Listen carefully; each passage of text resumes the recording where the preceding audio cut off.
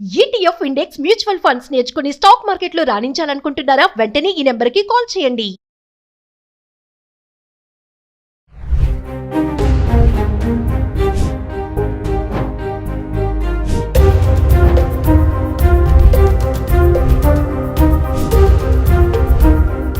Hi hello నమస్తే, welcome back to Suman TV.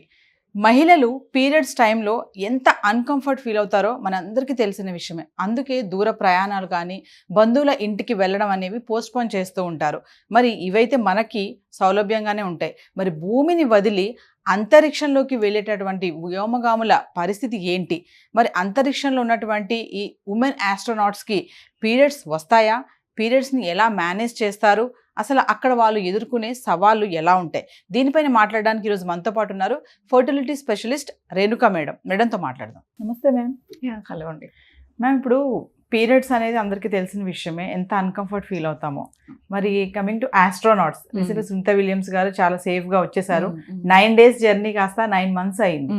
మరి మామూలుగా చూసుకుంటే ఈ పీరియడ్స్ అనేవి మరి ఉమెన్ ఆస్ట్రోనాట్స్కి వస్తాయా? అక్కడ ఎలా వీళ్ళు అసలు మేనేజ్ చేస్తారు? ఇవన్నీ ఒకసారి మాకు. చాలా ఇంట్రెస్టింగ్ క్వశ్చన్. అంటే మనం రెగ్యులర్గా చేసుకునే యాక్టివిటీస్, లైక్ మనం ఇక్కడైతే సింపుల్గా నిద్రపోవడం కానీ, తినటము, వాష్రూమ్ యూస్ చేయటము, స్నానం చేయటము, ఇవన్నీ చాలా రెగ్యులర్గా ఆటోమేటిక్గా క్యాజువల్గా జరిగిపోయాయి. కానీ స్పేస్లో అలా కాదు. స్పేస్లో మెయిన్ ఇష్యూ ఏంటి అని అంటే గ్రావిటీ ఉండదు, జీరో గ్రావిటీ ఉంటుంది. సో దానివల్ల మనకి చాలా చేంజెస్ చేసుకోవాల్సి వస్తుంది రొటీన్ యాక్టివిటీస్కి. సో మీకు 3 Idiots తెలుగు వర్షన్ మూవీ చూసుంటారు. అందులో ప్రొఫెసర్ ఒక క్వశ్చన్ అడుగుతారు, స్పేస్లో బాల్ పాయింట్ పెన్ ఎందుకు వాడతారు, పెన్సిల్ ఎందుకు వాడరు అని. చాలా రోజుల తర్వాత దానికి ఆన్సర్ చెప్తారు. చాలా చిన్న రీజన్, ఆ ములికి విరిగిపోతే అది మనుషులకి గుచ్చుకోవచ్చు, కంట్లోనో చెవులోనో వెళ్ళిపోవచ్చు, లేదా మెషినరీ పాడవచ్చు అని. సో అంత మైనర్ థింగ్స్ కూడా ఇంపార్టెంట్ ఉంటుంది స్పేస్లో అనేది. సో ఎంత సింపుల్గా చెప్పాలంటే ఇప్పుడు మనం బ్రష్ చేసుకుంటాం, క్యాజువల్గా బ్రష్ చేసి ఉమ్మేస్తాం. కానీ స్పేస్లో అలా కుదరదు. ఎడిబుల్ పేస్ట్లు ఉంటాయి, బ్రష్ చేసుకొని మింగేయాలి. స్నానం రొటీన్గా చేసినట్టు కుదరదు. పెద్ద వైప్స్ ఉంటాయి, బాడీ వైప్స్, అది యూస్ చేయాలి. వాష్రూమ్కి వెళ్ళాలంటే సపరేట్ ఫనల్స్ ఉంటాయి, దానికి సక్షన్ కనెక్ట్ అయి ఉంటుంది. అందులో వెళ్ళినప్పుడు అది సక్షన్ తోటి వెళ్ళిపోతుంది. సేమ్ మోషన్కి వెళ్ళినప్పుడు కూడా అంతే. అంటే ఇంత చిన్న చిన్న యాక్టివిటీస్ కూడా స్పెషల్గా డిజైన్ చేసి ఉండాలి. మగవాళ్ళకంటే ఆడవాళ్ళకు ఒక స్పెషల్ ఇంకొక యాక్టివిటీ ఏంటి అని అంటే మంత్లీ వచ్చే పీరియడ్స్.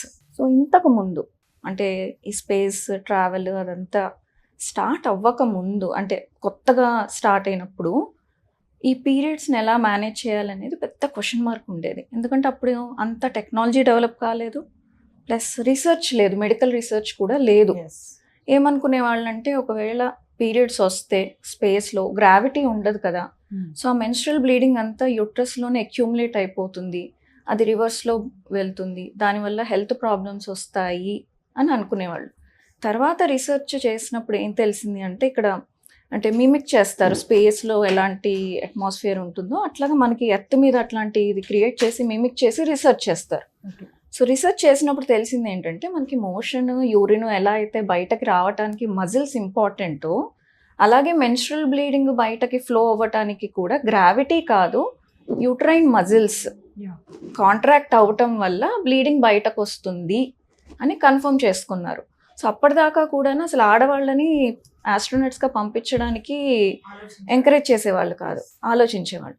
సో ఇది కన్ఫర్మ్ అయిన తర్వాత అప్పుడు మెల్లిగా ఫీమేల్ ఆస్ట్రోనట్స్ వెళ్ళొచ్చు అని కన్ఫర్మ్ చేసుకొని, అయితే పీరియడ్స్ని ఎలా హ్యాండిల్ చేయాలి అనేది మళ్ళీ ఒక క్వశ్చన్ మార్క్. ఎందుకు? వాటర్ ఉండదు, హైజీన్ కష్టము, ప్లస్ ఈ శానిటరీ ఇవన్నీ క్యారీ చేయాలి. వెళ్తే ఒక 1-2 months ట్రిప్ కాదు, అది మినిమం 6 months ఉంటుంది. దానికి తగ్గ మెటీరియల్ క్యారీ చేసుకోవాలి, దాని వెయిట్, ఆ వెయిట్ వల్ల ఫ్యూయల్ ఎక్కువ అవుతుంది, కాస్ట్ ఎక్కువ అవుతుంది. సో అందుకని దానివల్ల కూడా కొంచెం ఫీమేల్ ఆస్ట్రోనట్స్ని ఎంకరేజ్ చేసేవాళ్ళు కాదు. మళ్ళీ ఆ యూస్ చేసిన శానిటరీ మెటీరియల్ అంతా డిస్పోజ్ చేయాలి. సో అప్పుడున్న టెక్నాలజీకి ఇవన్నీ కొంచెం కష్టంగా ఉండేది. కానీ ఇప్పుడు మళ్ళీ ఎలా అయితే రీసెర్చ్ పెరిగిందో, స్పేస్ టెక్నాలజీ పెరిగింది, అలాగే మెడికల్ది కూడా పెరిగింది. సో ఇప్పుడున్న సిచ్యువేషన్లో ఎవరన్నా వెళ్ళాలి స్పేస్కి ఫీమేల్స్ అంటే వాళ్ళని చూస్ చేసుకొని ఇస్తున్నారు ఇప్పుడు. ఓకే. ఆస్ట్రోనెట్ చూస్ చేసుకోవచ్చు. 2 ఆప్షన్స్ ఉంటాయి వాళ్ళకి. ఒకటి మొత్తానికి పీరియడ్స్ రాకుండా చేసుకోవటం, చాలా కామన్గా యూస్ చేసేది, పాపులర్ చాయిస్ అది. ఎలాగా? పిల్స్ వేసుకోవటం, కంటిన్యూస్గా బర్త్ కంట్రోల్ పిల్స్ వేసుకుంటారు. ఎట్లా అంటే మామూలుగా మనం ఫంక్షన్ కని కాదు, బర్త్ కంట్రోల్ పిల్స్ ఉంటాయి అన్నమాట. అంటే ఫంక్షన్ కి వేసుకునేది ఓన్లీ ప్రొజెస్ట్రాన్ ఉంటుంది. దాంతో ఏంటంటే ఒక్కొక్కసారి మధ్యలో బ్లీడింగ్స్ వస్తాయి. సో ఆ ప్రాబ్లం కూడా ఉండకుండా ఉండటానికి బర్త్ కంట్రోల్ పిల్సే కంటిన్యూస్ గా వేసుకుంటారు. సో ప్లస్ అందులో ఉండే ఈస్ట్రోజన్ వల్ల ఏంటంటే బోన్ హెల్త్ కూడా మెయింటైన్ అవుతుంది. అండ్ ఈ ఫంక్షన్స్ కి వేసుకునే దాంట్లో ఈస్ట్రోజన్ ఉండదు. సో ఆల్రెడీ స్పేస్ లో ఉండటం వల్ల, గ్రావిటీ లేకపోవడం వల్ల బోన్స్ వీక్ అవుతాయి. సో ఇప్పుడు ఓన్లీ ఆ ప్రొజెస్ట్రాన్ ఉన్న పిల్సే వాడితే బోన్స్ ఇంకా వీక్ అవుతాయి.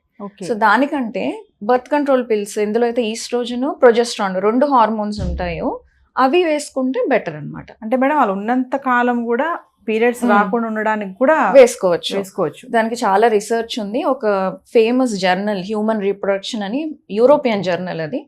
అందులో ఒక ఆర్టికల్ కూడా పబ్లిష్ చేశారు. లాంగ్ టర్మ్ గా స్పేస్ లో ఉన్నప్పుడు పీరియడ్స్ పోస్ట్పోన్ చేయడానికి ఈ బర్త్ కంట్రోల్స్ వాడటం వల్ల హెల్త్ మీద ఎలాంటి ఇంపాక్ట్ ఉండదు అని వాళ్ళు ఆల్రెడీ రీసెర్చ్ లో తేల్చేశారు. సో పిల్స్ ఒకటి పద్ధతి, ఇంకొకటి ఇంప్లాంట్స్ ఉంటాయి. అంటే స్కిన్ కింద పెడతారనమాట ఇంప్లాంట్స్. అవి కూడా దాని నుంచి కూడా హార్మోన్స్ వస్తూ ఉంటాయి. డైలీ కాస్త రిలీజ్ అవుతూ ఉంటుంది. దానివల్ల కూడా పీరియడ్స్ రావు. అలాగే యూట్రస్ లో కూడా ఇంప్లాంట్స్ ఉంటాయి, మిరీనా అని అలాగుంటే, దానివల్ల కూడా పీరియడ్స్ రావు. ఇది ఫస్ట్ చాయిస్. సెకండ్ చాయిస్, కాదు మాకు మెన్స్ట్రల్ పీరియడ్స్ కావాలి, మాకు ఇబ్బంది లేదు, మేము మేనేజ్ చేసుకుంటాము అని అన్నప్పుడు సేమ్ మనము ఇక్కడ ఎలాగైతే హ్యాండిల్ చేస్తామో, లైక్ ప్యాడ్స్ యూస్ చేయొచ్చు, ట్యాంపూన్స్ వాడచ్చు, మెన్స్ట్రల్ కప్స్ కూడా వాడుకోవచ్చు. ఎందుకంటే వాళ్ళు స్పేస్ క్రాఫ్ట్లో ఉన్నప్పుడు వాళ్ళు నార్మల్ డ్రెస్సే వేసుకుంటారు. బయటకి వెళ్ళాలన్నప్పుడే సూట్స్ వేసుకోవాలి. సూట్స్ వేసుకుని ఉన్నప్పుడు కొంచెం పీరియడ్స్ని హ్యాండిల్ చేయడం కష్టం. కానీ లోపల క్రాఫ్ట్లో ఉన్నప్పుడు, నార్మల్ డ్రెస్లో ఉన్నప్పుడు ఈ సైకిల్స్ని ప్యాడ్స్ ద్వారానా లేకపోతే మెన్స్ట్రల్ కప్తోని హ్యాండిల్ చేయడం ఈజీ. కాకపోతే ఇవన్నీ ప్రాపర్గా డిస్పోజ్ చేసుకోవాలి. యూస్ చేసినవి ప్యాక్ చేసి వాటిని అక్కడ బర్న్ చేసి స్పేస్లోకి రిలీజ్ చేస్తారు. ఈ వేస్ట్ మేనేజ్మెంట్ అనేది కూడా టెక్నాలజీ డెవలప్మెంట్ వల్ల ఇంప్రూవ్ అయ్యి ఇది పాసిబుల్ అవుతుంది ఇప్పుడు. అందుకని ఆడవాళ్ళు అయినందుకు స్పేస్ కి వెళ్ళకూడదు, వెళ్ళలేము అనే ఎవరు డిసప్పాయింట్ అవ్వక్కర్లేదు. చూస్తారు కాబట్టి చూసారు కదా ఆల్రెడీ అప్పట్లో. అంటే రీసెర్చ్ పెరగడంతో పాటు ఈ ప్రాబ్లమ్స్ అన్ని సాల్వ్ అయ్యాయి. మేబీ ఫర్దర్ గా సూట్సే వస్తాయేమో పీరియడ్స్ ఆపడానికి, లేదా వచ్చిన పీరియడ్ ఆ సూట్ లోంచి వెళ్ళిపోయేలాగా ఇంకా స్పేస్ సూట్స్ ఏమైనా డెవలప్ చేస్తారేమో, తెలియదు, చూడాలి. అంటే మేడం ఇప్పుడు గాల్లో ఉంటారు కదా వాళ్ళు, మరి మీరు అన్నట్టుగా బర్త్ కంట్రోల్ కాకుండా మామూలుగా యాజ్ యూజువల్ గా మనకి ఇక్కడ ఎలా ఉంటుందో అక్కడ కూడా అలానే ఉంటే గనక వాళ్ళు గాల్లో తిరుగుతూ ఉంటారు. మరి ఆ బ్లడ్ రిలీజ్ అయినప్పుడు అది గడ్డ కట్టడము ఉండదు, అట్లా ఏమి ఉండదా? ఎలా అయితే మన ప్యాడ్ వాడినప్పుడు ప్యాడ్ తీసేసుకుంటుంది కదా, సో వాళ్ళు ప్యాడ్స్ యూస్ చేసినా, ట్యాంపూన్ యూస్ చేసినా, మెన్స్ట్రల్ కప్ యూస్ చేసినా అందులోనే ఉంటుంది. ఓకే. సో ఓన్లీ థింగ్ ఏంటంటే వాళ్ళు ఆ స్పేస్ లో ఉన్నప్పుడు బయటకి లీక్ కాకూడదు. లీక్ అయితే ఇంకా మినీ యూఎఫ్లో లాగా ఫ్లోట్ అవుతూ ఉంటాయి. అదనే కాదు, బ్లడ్ అనే కాదు, మన టీయర్స్ అయినా ఫ్లోట్ అవుతాయి. లేదు మనకి ఏదైనా కట్ అయ్యి బ్లడ్ వచ్చినా అది కూడా డ్రాప్స్ ఫ్లోట్ అవుతాయి. అలాగే మామూలుగా ఎందుకు స్నానం చేయకూడదు వాళ్ళు, షాంపూ ఎందుకు చేసుకోకూడదు? ఎందుకు అంటే అందుకే ఇప్పుడు వాళ్ళు మనం రుద్దుకున్నట్టు షాంపూ చేసుకుంటే ఆ ఫోమ్ అంతా ఫ్లోట్ అవుతూ ఉంటుంది. సో వాళ్ళకి నోరిన్స్ షాంపూస్ ఉంటాయి, కస్టమైజ్డ్ షాంపూస్ ఉంటాయి, ఎలాగైతే టూత్ పేస్ట్లు ఉంటాయో. సో అన్ని వాళ్ళకి కస్టమైజ్డ్ గా మొత్తం రీసెర్చ్ చేసి ఇవి సేఫ్ స్పేస్ లో వాడుకోవడానికి అన్ని ఇలాంటి ప్రోడక్ట్సే వాళ్ళు యూస్ చేస్తారు. సో మేబీ మన శానిటరీ ప్యాడ్స్ కూడా కొంచెం డిఫరెంట్ ఉంటాయి, అది కూడా కస్టమైజ్డ్ ఉంటాయి. సో అలా ఫ్లోట్ అవ్వడం అనేది ఏమీ ఉండదు. అంటే ఫ్యూచర్ లో వాళ్ళకి హెల్త్ ఇష్యూస్ ఏమి ఉండవు మేడం? ఈ పిల్స్ మీరు అన్నారు కదా, పిల్స్ వాడడం వల్ల ఉండదు, హెల్త్ ఇష్యూస్ ఏమీ ఉండదు. అదే చెప్తున్నాను నేను. రీసెర్చ్ చేసి ఒక ఆర్టికల్ పబ్లిష్ చేశారు, అది టాప్ మోస్ట్ జర్నల్. అంటే వాళ్ళు ఎన్నో ల్యాక్స్ ఆఫ్ ఉమెన్ మీద రీసెర్చ్ చేసిన తర్వాతే ఆ జర్నల్లో అది వాళ్ళ ఎక్స్పెరిమెంట్ రిజల్ట్స్ రిలీజ్ చేస్తారనమాట. సో ఆ రిజల్ట్ ప్రకారం అయితే స్పేస్లో ఉండే వాళ్ళకి లాంగ్ టర్మ్గా పీరియడ్స్ ఆపుకోవడానికి మెడిసిన్స్ వాడడం వల్ల ప్రాబ్లం ఉండదు. సో ఫైనల్లీ మేడం, మరి అక్కడ వాళ్ళు ఎదుర్కొనే సవాళ్ళు ఎలా ఉంటాయంటారు? ఓవరాల్ గా periods women astronauts. Same period pains ఎలాగొస్తాయి అవి రావటం, క్రాంప్స్ ఉండటం. ఆ క్రాంప్స్ ఉంటాయి కాబట్టి బ్లడ్ అనేది బయటకు వస్తుంది. అది కన్ఫర్మ్ చేసిన తర్వాతే ఆడవాళ్ళని స్పేస్ కి పంపించడం అనేది జరిగింది. సో మనకి ఇక్కడ ఎలాంటి ఇబ్బందులు ఉంటాయో, హెవీ బ్లీడింగ్లు ఉండొచ్చు, పీరియడ్ పెయిన్స్ ఉండొచ్చు, మూడ్ స్వింగ్స్, ఆబ్వియస్ గా హార్మోనల్ ఫ్లక్చుయేషన్స్, ఇవన్నీ వాళ్ళు కూడా గో త్రూ అవుతారు. సో అందులో ఏమి డిఫరెన్స్ ఉండదు. సో రీసెర్చ్ చేశారు కాబట్టి అందుకే మన వాళ్ళు ఉమెన్స్ పర్టికులర్ గా రీసెంట్ గా సునీత విలియమ్స్ గారు వెళ్ళి చాలా క్షేమంగా వచ్చేసారు. Thank you madam.